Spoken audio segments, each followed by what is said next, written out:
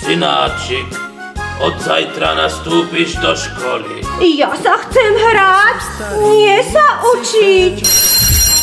Lucius, vieš, ako spoznáš zlého človeka? Áno, to viem. Zlý človek je ten, čo robí... To neviem, pán učiteľ. Je to jednoduché.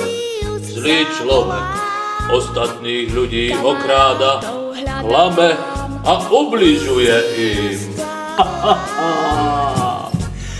Nesiem si zlato a peniaze z daní.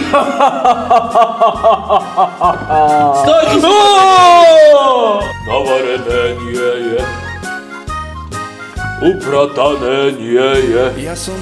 Ozaj neviem, čo to dievča celé dni robí. Alžbeta! Prajete si, otecko? Deti, nepremeškajte čertovskú rozprávku. Aby ste zistili, koho si čerti zoberú do pekla a kto si naopak zaslúži pravú lásku.